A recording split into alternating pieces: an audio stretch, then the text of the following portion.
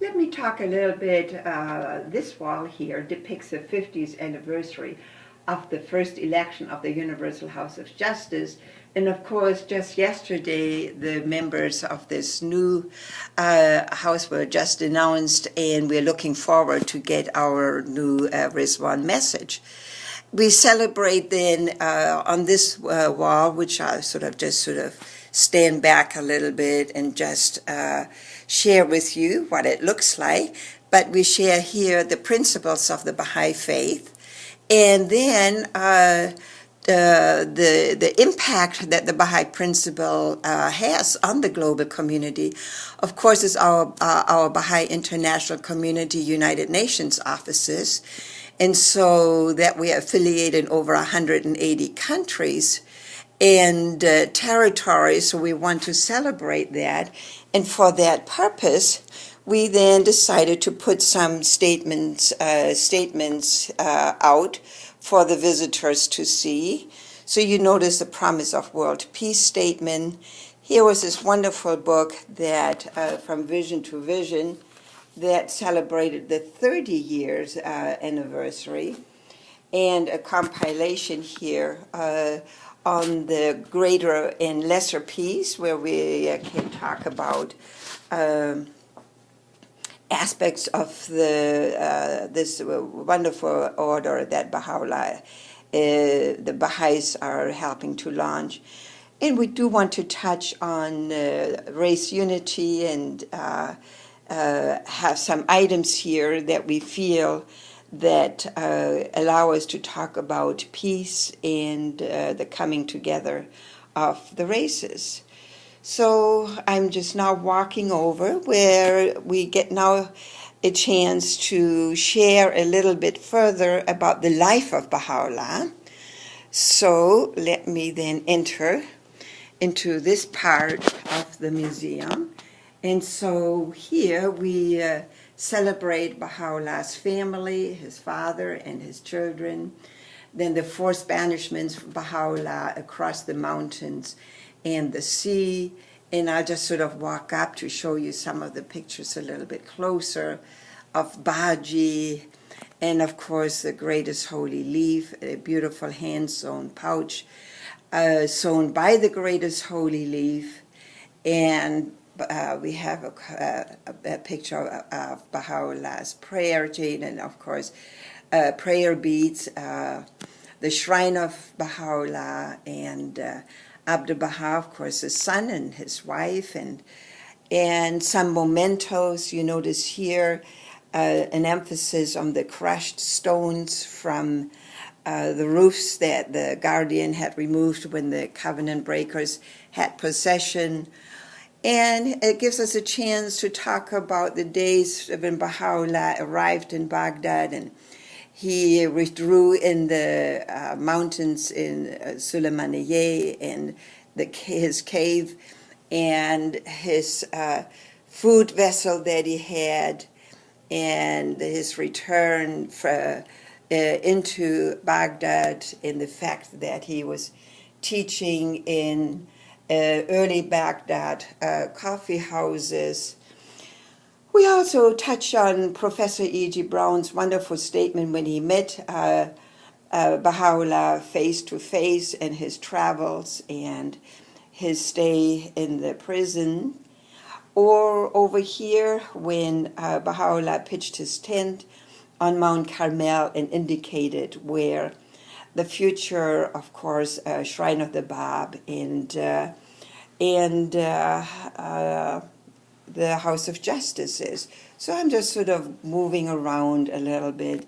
You can see here is a pouch that Baha'u'llah used in some of his socks. And we talk about how does Baha'u'llah describe the awakening of his revelation.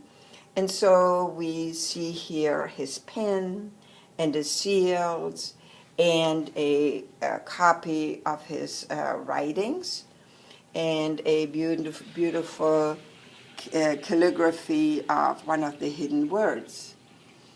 Now, let me just step back, and here then we have an opportunity when we talk about the early Afro-American believers such as Robert Turner and Louis Gregory. We're celebrating the life of Ellen Leroy Locke, who became a Baha'i in 1918, and you notice that by 1919 he began immediately to to start the Harlem Renaissance. He was also distinguished as the first African American Rhodes Scholar in 1907. And really, Louis Gregory was born in 1874 and Ellen Locke in 1885. So to some degree, they were contemporaries. Now, just before the birth of Louis Gregory, you had Du Bois, whose wife did become a Baha'i, and of course he met Abdu'l-Baha. And he, being the co-founder of the NAACP, eventually he was actually banned from this country, went to Ghana. His passport was taken, and he died in Ghana because he was unable to return to this country. But it's the very next day, upon his passing, that Martin Luther King got up and gave his famous "I Had a Dream" speech. So let me then share, we talk a little bit more about the suffering and some of the books in Martin Luther. We celebrate Martin Luther King's home and the impact on his life, on the destiny of this country. And then we continue on to share the destiny of some of the persons of African descent. And I just want to show you some of the early Baha'is of African background in Seattle and in the East Side Baha'i Center. And here we have Mount Oliver Roberts, who became a Baha'i in 1920. And then we have Dora Guilford, who became a Baha'i in 1921. We find ways to talk about Robert Hayden, who, of course, has been, in 1985, became the Poet Laureate, consultant poetry to the Library of Congress. And, of course, we just love to talk about Dizzy Gillespie. I want to move along here and remember Thornton Chase. So why is Thornton Chase here? Not only because he's the first believer, but seeing that we're talking about the Civil War, Chase was a young officer in charge of a color troop at the age of 17 during the Civil War. So we feel that we want to point out that the lives of the early believers in this country go all the way back during the era of the Civil War, even though he didn't become a Baha'i until 1895. And we're just sort of touching on here a beautiful letter tablet that Abdu'l-Baha wrote to us, to the friends in Seattle. And now we have a collage of early Seattle, beautiful pictures and photographs and yearbooks dating all the way back to the 1920s in Seattle, and have a wonderful library that is all about the history and of Seattle going back to the early last century. And here we have again some more just really beautiful old yearbooks, and of course also the history of some of our early Baha'i women that became very much so part of the history in the state of Washington. So now that I have sort of shown you around a little bit what our museum is all about, I hope that you can come and visit us.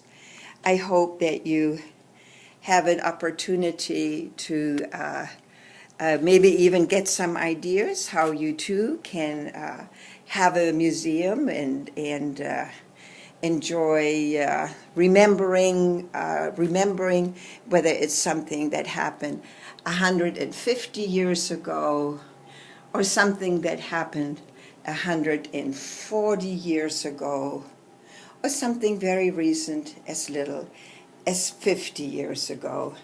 And with that, I like to say, dear friends, thank you very much for watching this video and look forward to see you in the Washington Baha'i History Museum very shortly. Our link is www.bahaihistorymuseum.org.